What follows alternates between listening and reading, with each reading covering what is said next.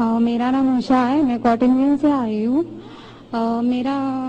مجھے اسلام بہت اچھا لگتا ہے، میں دل سے قبول کرنا چاہوں گی۔ میرا سوال آپ سے یہ ہے کہ نان مسلم کے ہر ایک مذہب میں بچپن سے ہی بچوں کو ماں باپ سے سکھاتے ہیں، بتاتے ہیں کہ ہمارے بھگوان ہے، ایشور ہے، ہمیں ان کی پوجا کرنی چاہیے۔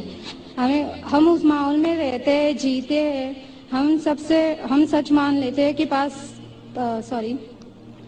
ہم یہ سچ کیا ہے وہ پتہ نہیں چلتا کہ اللہ ایک ہے، اللہ کے جیسا کوئی نہیں، تو ان میں ایمان کیسے آئے گا؟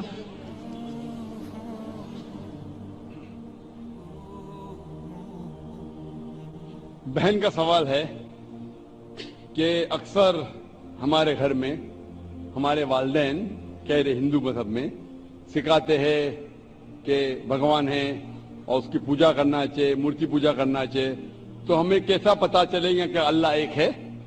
ہمیں کیسا پتا چلے گا کہ صرف ایک ہی اللہ کی عبادت کرنا؟ یہ آپ کا سوال ہے بہن، صحیح؟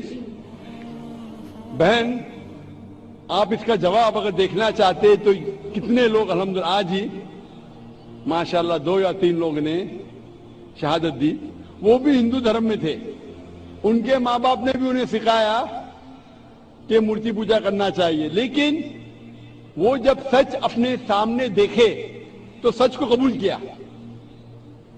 تو ہر انسان کو اللہ تعالیٰ، جیسے میں نے پہلے فرمایا، اللہ سبحانہ و تعالیٰ کہتے ہیں سورہ فصلت میں سورہ نمبر 41 آیت نمبر 53 میں سَنُرِيهِمْ آيَاتِنَا فِي الْآفَاقِ وَفِي أَنفُسِهِمْ حَتَّى يَتَبَيَّنَ أَنَّهُ الْحَقُّ، کہ بہت جلدی اللہ سبحانہ و تعالیٰ آپ کو، ہر انسانوں کو اپنی نشانیاں دکھائیں گے دور تک، تاکہ واضح ہو جائے کہ حق کیا ہے۔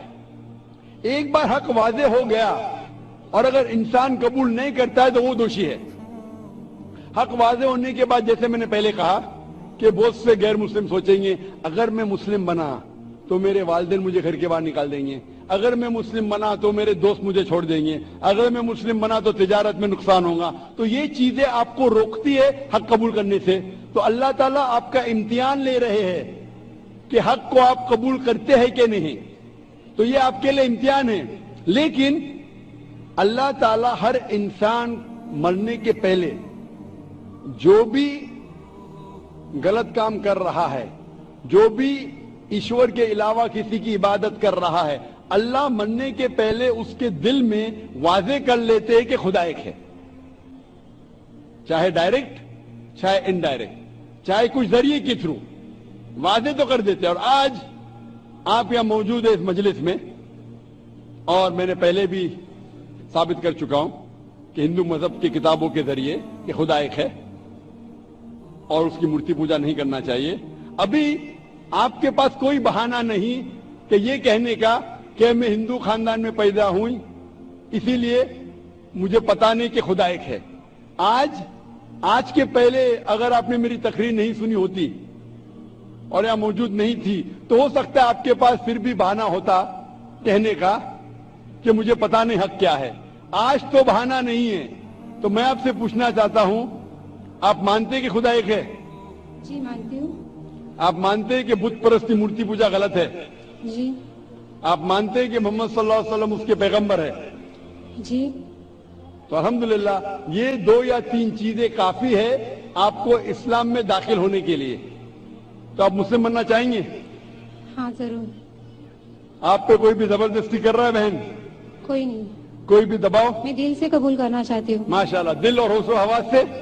جی ہاں۔ کیونکہ زبردستی کرنا اس دیش میں حرام ہے، ہمارے مذہب میں بھی حرام ہے۔ آپ دل سے کرنا چاہتی ہے؟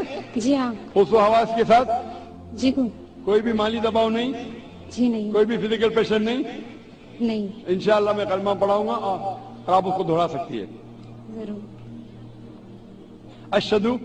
اشہدو اللہ اللہ الہ الہ الا اللہ الا اللہ واشہدو واشہد ان ان محمدن محمدن عبدہ ورسولہ